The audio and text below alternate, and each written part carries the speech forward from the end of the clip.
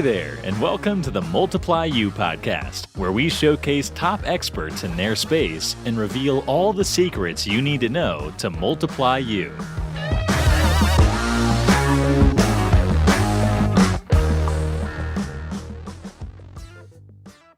Good morning, everybody. Austin Clark here, host of the Multiply You podcast.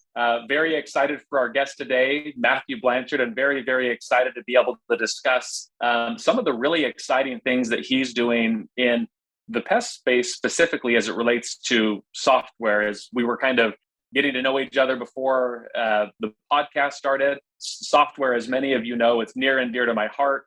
And I think that it's something that we have available to us and all should definitely be using to be able to communicate more effectively and service our customers and clients much more effectively.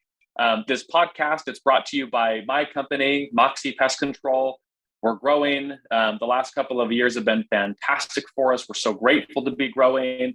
One of the ways that we've been doing that over the last several years, not just in Phoenix, but in Chicago, Minnesota, Cincinnati, Columbus, Tucson, really throughout the entire country where Moxie has a presence, is via acquisition.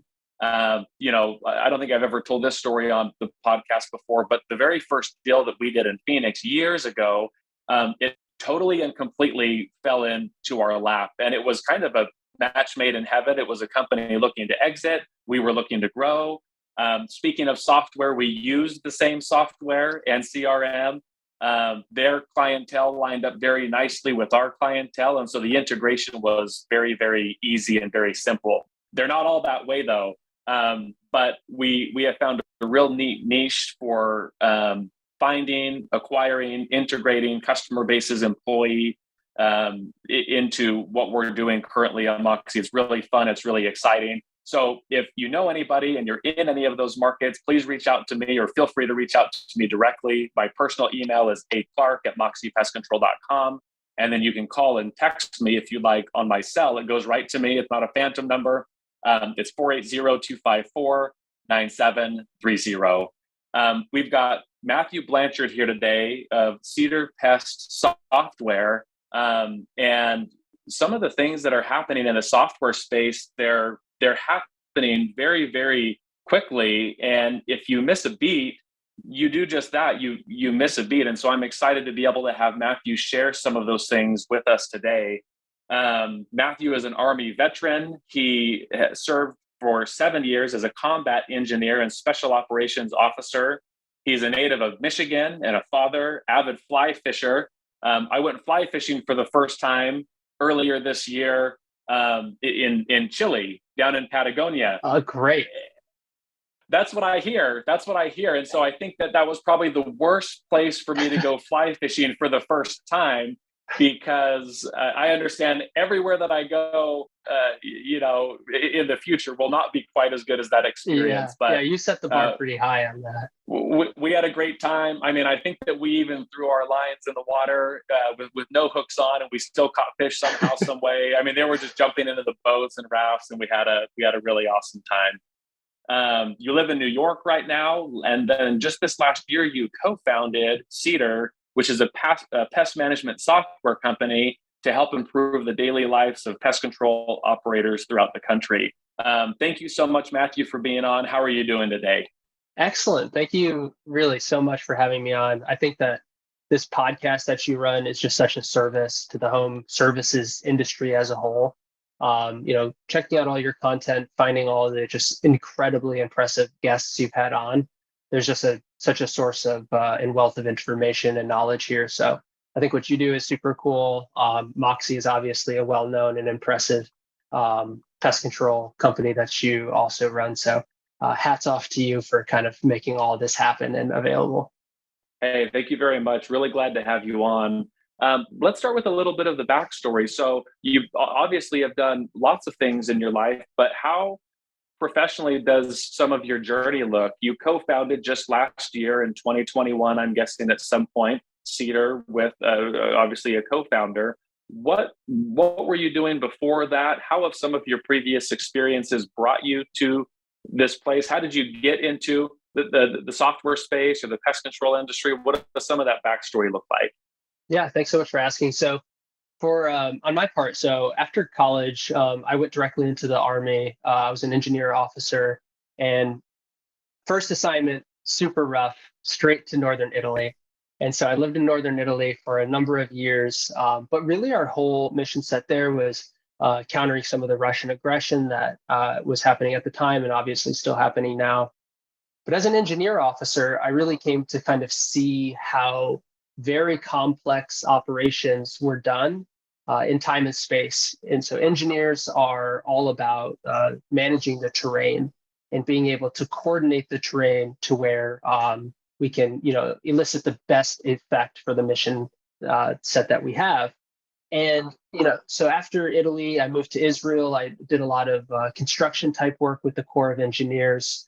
But all of this was kind of leading me to think that I really have a passion for how operations are done and how operations are interacted with. And so in my time in Israel, I helped write a few pieces of software and algorithms to help improve processes over there and help save a lot of money on the change order process. But I really developed this passion for software to solve operational problems. And so on my way out of the Army, partnered with some really great venture capital folks and my co-founder to tackle an industry that we just didn't think was being served very well by high tech. But pest control is such an interesting space because it's a public health industry, but it has field service workers as kind of the tip of the spear on a daily basis, helping average people improve their health situation around their house. And so we just saw a great opportunity here to take some of my operational thinking, my co-founder's brilliance in technical matters, and really try to do something a little bit different here using software for pest control companies.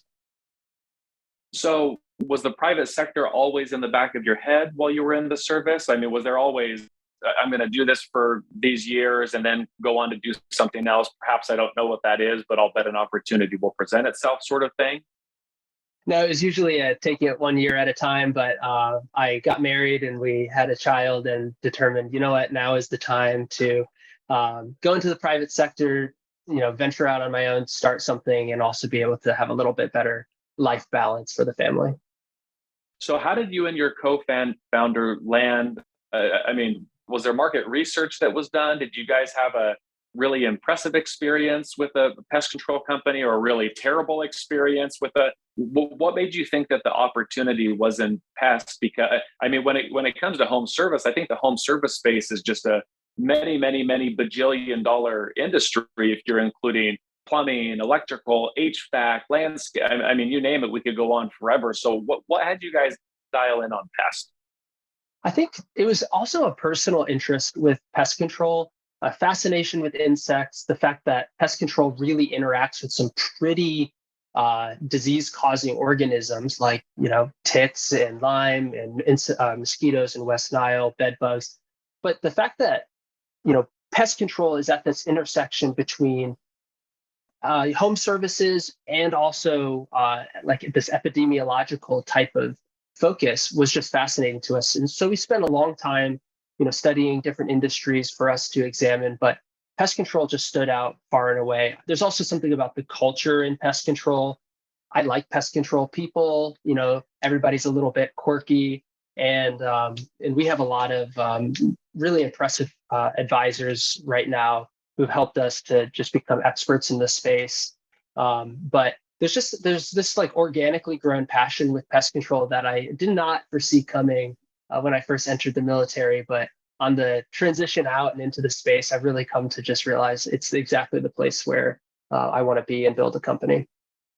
So you talked already, Matthew, about some of your experience in the service and being able to see different either missions or supply chain and doing obviously a lot of the engineering work.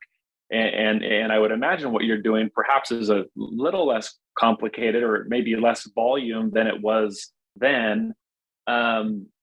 What is it so you guys decided on the pest space?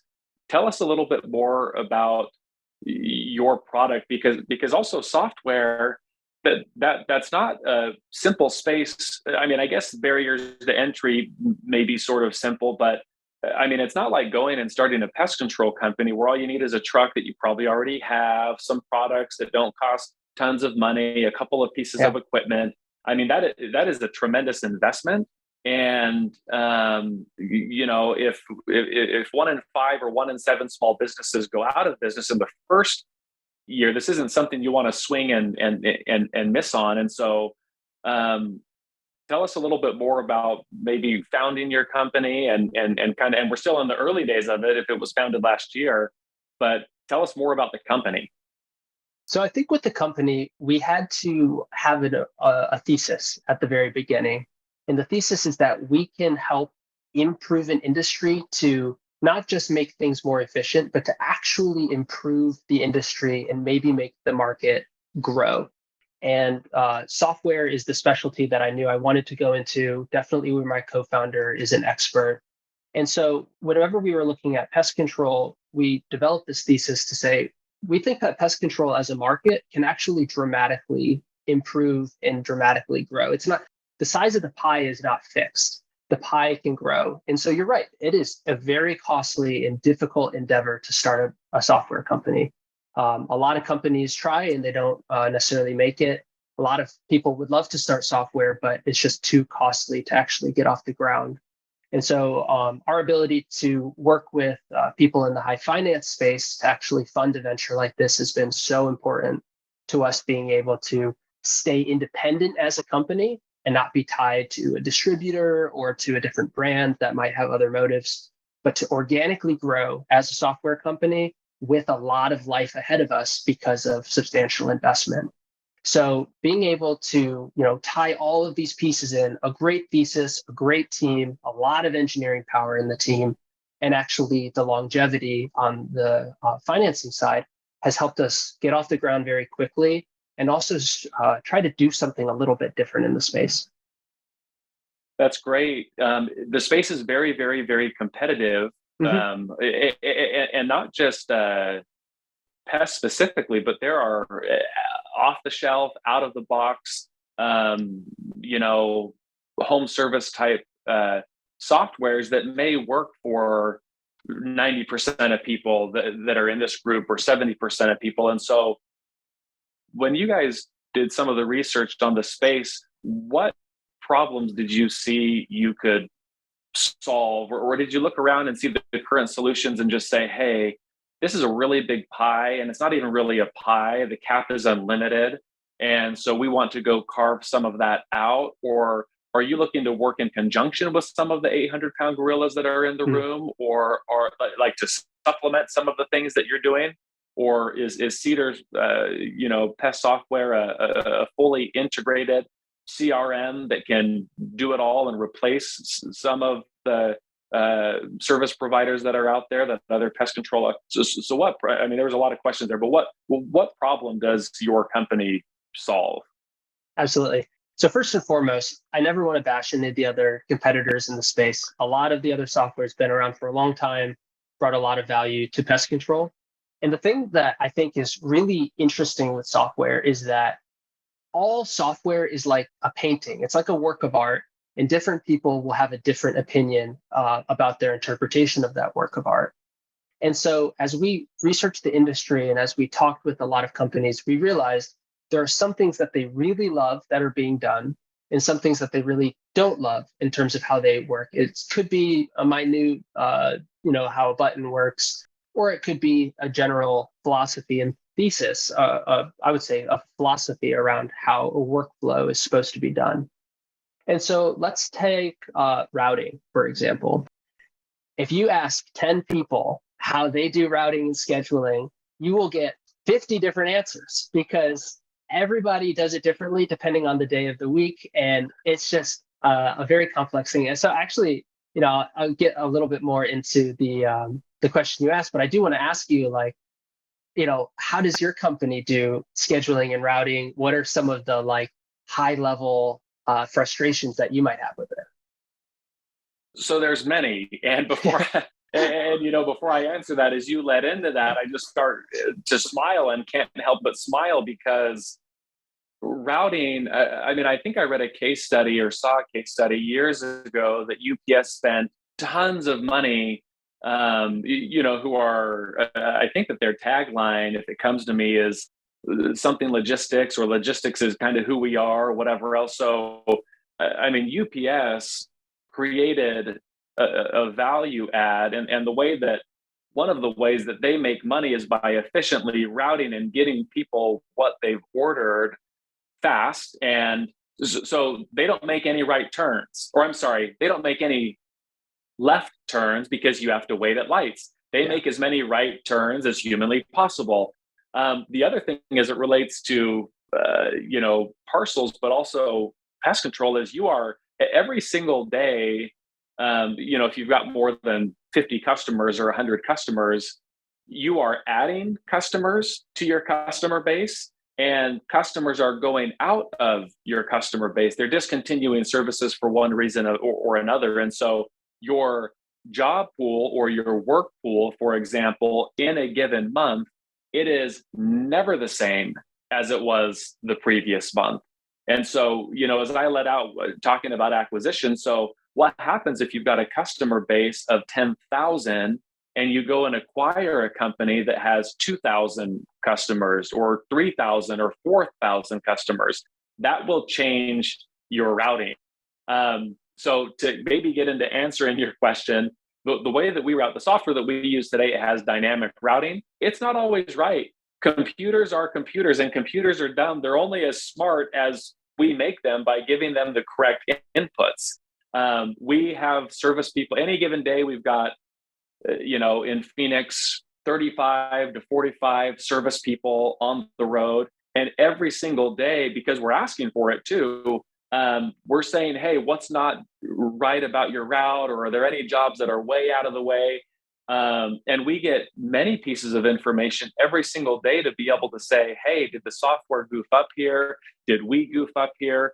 And the other part of it too, Matthew, is you're working inside of so many constraints. We also, as maybe other pest control companies or home service companies do, believe it or not, we have customers that have preferences. Some customers like to be scheduled earlier in the day or later in the day or after 4 p.m. when they're home, or never on a Monday because that's their day off. Or they've always got Thursday stacked up because that's the day that they do this appointment or whatever it is. And so, you have to take into consideration what's possible. We believe everything's possible, which also can be problematic.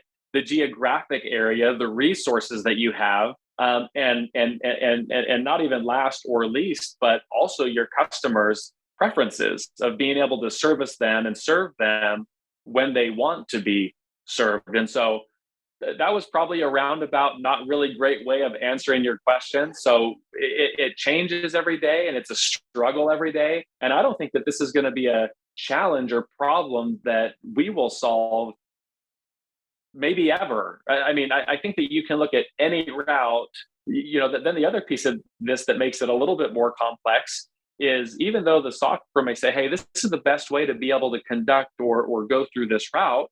Well, what happens when you have a lot of time for jobs and it takes twice that? Or what happens when you have a lot of time for jobs and it takes half the time that you thought? But then that puts you ahead for a job that's time between noon and 2. And that's a scheduling preference that the customer has. And so it's like, man, are you sitting around? Do you go out of your way and grab another job and take care of that one? What if that one takes longer than expected? And then you're missing this time window for this client that has specifically requested it because that is their preference. So when you guys figure this out at Cedar, and I know that you guys will soon, please have me be your first phone call. And I'm excited to talk about that. I'd love to, Austin. Yeah. And, I think you were really hitting it on the head that there is no such thing as solving scheduling and routing, because the insight that we've had is that the computer can help elicit insights, but ultimately scheduling and routing is a human and even somewhat of an emotional thing. Like building the perfect route is a beautiful, beautiful thing, but it requires all these decision points that you talked about. Who's the right person for the job? What's the customers' preferences. What's the weather that day? Do you need to scrap your whole route and recancel or reschedule because it was raining? And what chemicals are you going to use? Are you going to launch a new campaign of different types of treatments that you're going to implement with your company? So there's so many variables that go into it. And so the approach that we decided to take and to really differentiate is to create an interactive scheduling portal and hub that works we call it like the NASA control center. But you should have all of the decision variables very much in front of your face and be able to say, computer, I want you to optimize these functions, but I'm going to make manual decisions in these ways. And so that's our whole differentiating approach.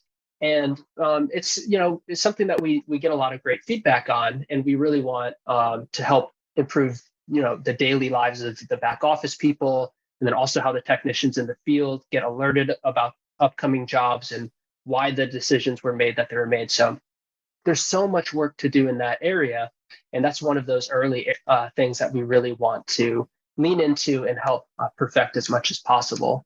But the other piece is also, and this is how I think the pie can grow, and this is across all of pest control, but there's like a mindset shift to how do we get customers to be more involved in their pest control experience, more so than we've ever thought imaginable.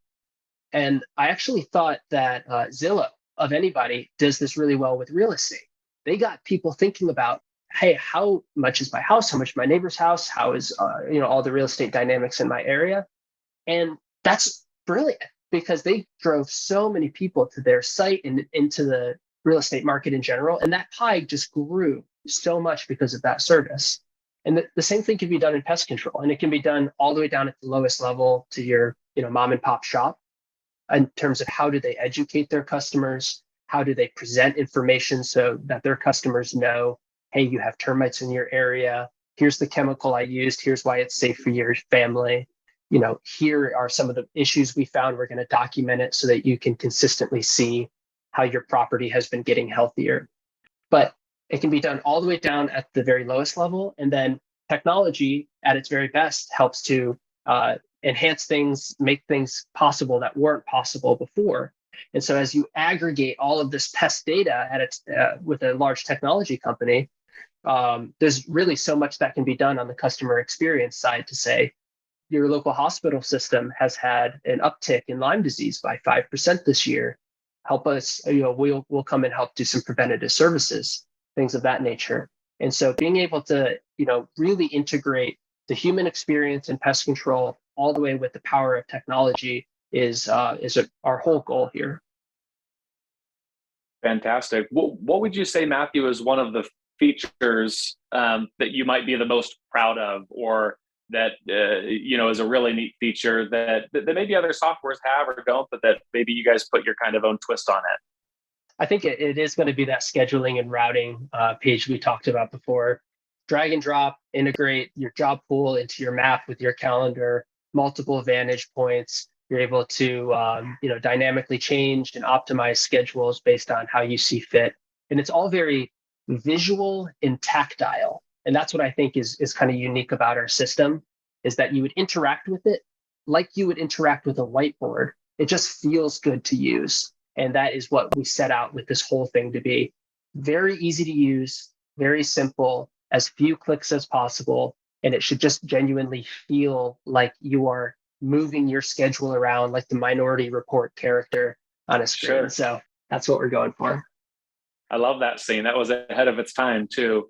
Obviously, there was 1,000 obstacles that you had to overcome to launch the company. What have been some obstacles that you've had to overcome since the company's been launched?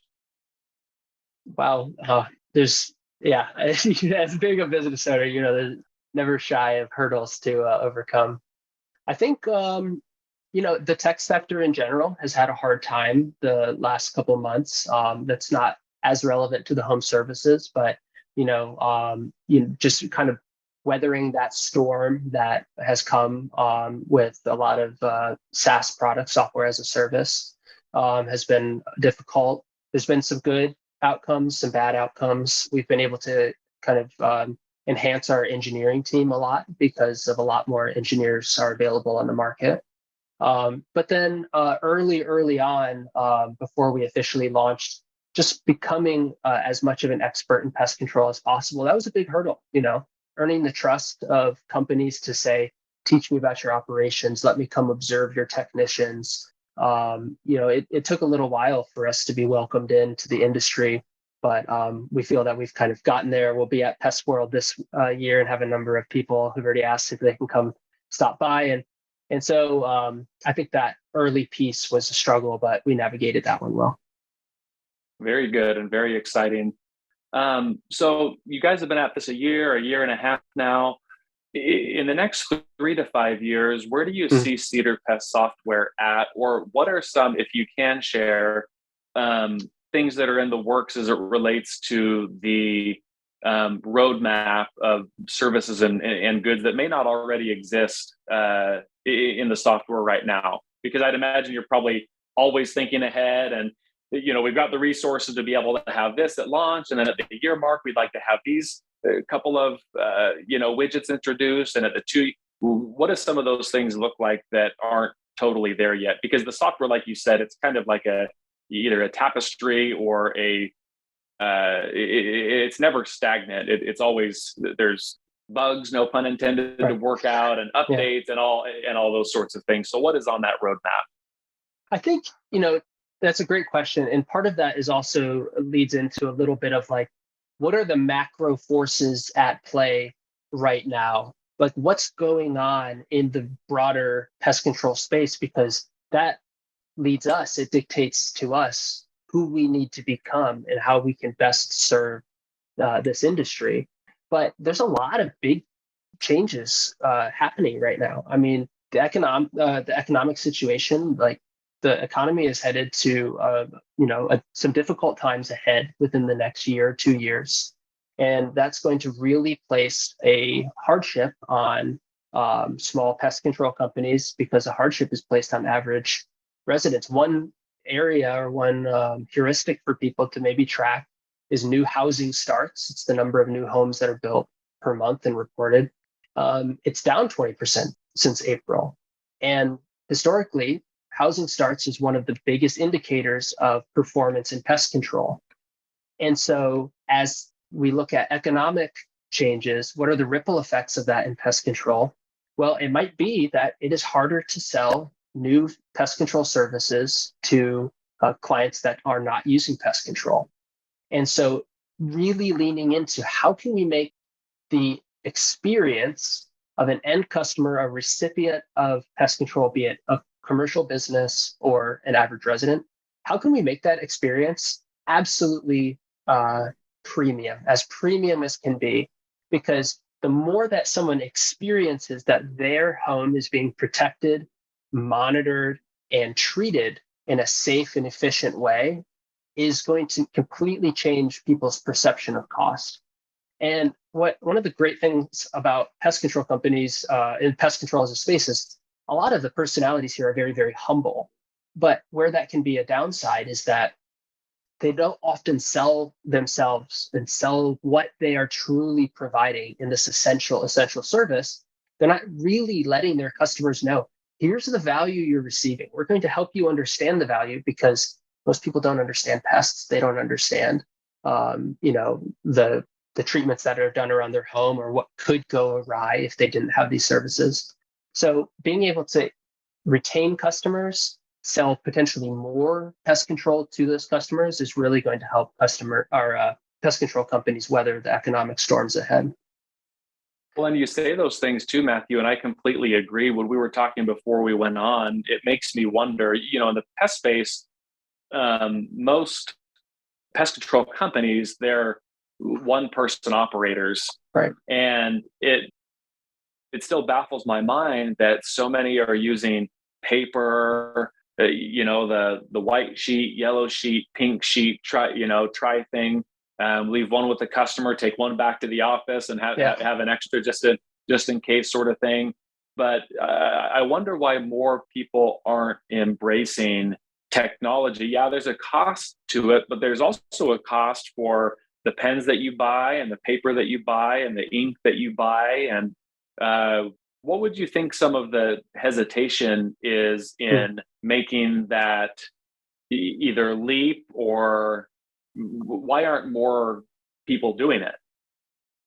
It's a difficult question. And I think additional costs that are experienced is you might have more labor costs than you might have if you use technology, and you might lose a lot of revenue if you lose customers because they're dissatisfied. But I think some of the hesitations to embracing software and getting away from pen and paper, it's probably just a difficulty learning how to use software, and a difficulty with embracing software if you weren't brought up learning how to use Google Chrome and different workflows. The internet has these visual brands that everybody's familiar with, like the grips that you can drag and drop. But if you are older and you haven't grown up learning those things, it's probably just a learning gap that's hard to embrace, and it's probably easier to just keep doing business as usual. But this is related also to the original question, which is, how is pest control changing, and how are we hoping to serve it that way? Like, customers are changing. The average person, like I am now, a purchaser of pest control, and my expectations on my pest control company are pretty high. I demand emails. I demand to know where this technician is. I want to know what chemicals are being used on my home whenever I have a pregnant spouse or pets or anything like that. And I want this certain type of interaction. Otherwise, it's annoying to have paper left on my doorstep that gets rained on. It's annoying to not know where my technician is or what treatments are being done on the home. And so as more consumers become like us, where they demand this certain type of experience, pest control companies are going to have to adapt. And I think that as they adapt and embrace software, really their lives will get easier. But it does take that hurdle of just acknowledging, okay, I need to learn how to use this thing. And it is just going more and more that way, more digital, more text. For several years ago, we had a discussion that, hey, this is how we want to communicate with our customers. We want to be able to call them. We want to be able to, and then after a little while, we said, it doesn't even really matter what we want. It matters what our customers want. Yeah. We need to be able to serve them and to communicate with them in the way that they want us to communicate with them. You say demand. I would say it's almost not even a demand. It's just an expectation. If I can't text you or log into a portal and view my invoices and view the products that were used and view, no one wants to, I don't think, or many people don't want to hop on a phone anymore and wait on hold and talk to someone that then could, has to go and do shoulder work, I guess, that you could do on your own faster to find out what happened on your home. You know what I mean? So I guess, Matthew, as we round this out, what final words or advice, because there is a humongous opportunity, not only for your company, but many, many companies that are software oriented, to go after and market to that one-person shop or three-person shop or smaller group. What are some of the things or nuggets that you would say to encourage or nudge them to say, hey, I know it's scary, but these are some of the benefits that you'll experience. And, after a month of us walking you through it, or a quarter walking you through it, you'll say, how did I ever even do it before, kind of thing. What would you say to them? That's awesome. In general, I am just so optimistic for pest control as an industry. COVID changed so much. People are more aware of their health. People are more interactive with their homes. Pest control is just a great, resilient industry as a whole. But I think that massive changes are happening and coming in the industry. And it's massive changes, macroscopic, with the American people as a whole, and with the economy and with the climate. But also technological changes are coming. And at worst, technology can make things slightly more efficient. at best, technology dramatically changes your entire strategy of what you can even do, what's even possible. And my hat's off to the companies who are building the remote insect and rodent sensors, things like that, because they really, I think, are tapping into what the future of what pest control can be. But to the people, the pest control operators that are hesitant to move to technology or are a little resistant, I think that there's just really great opportunities that they can consider to improve their businesses, improve their overall strategy, and actually make their lives and the lives of their customers dramatically better. And it's not a very difficult endeavor to take on. So that's my closing thought. And I do want to say thank you so much for having me on in this great discussion. I wish we had, 2-3 more hours to just dig into everything. I've got so much to learn from you, but I really appreciate you having me on. Hey, no, I appreciate you saying so. We'll do it again. How do people point them towards, please, Matthew? How do people either get a hold of you or your company? What's the best website? Do they find you on LinkedIn? What's the best way for people to interface and interact with you and your company? Excellent. Yeah, cedarpestsoftware.com. That's where we live. We put a lot of time and focus into the site so that everybody can get the info they need. If you want to talk to us, my contact information is there. You can find me on LinkedIn. Matthew Blanchard 13 is the space after the URL hash. And, I really hope to meet some great folks from the discussion. Reach out, whether you want to talk about Cedar or just talk about the future of the market in general. We're all in this together, and I'm excited to continue to meet more. And for those of you that are going to Pest World, Matthew is too, so don't forget to link up and find each other there. That'll be a really neat thing and a great event. So Matthew, thank you so much for being on. Thank you, everybody, for listening and tuning in. We drop these every Thursday. We'll catch you on the next one. Until then, create a great day. Thank you for listening to the Multiply You podcast. You'll see us again soon when you subscribe for future episodes.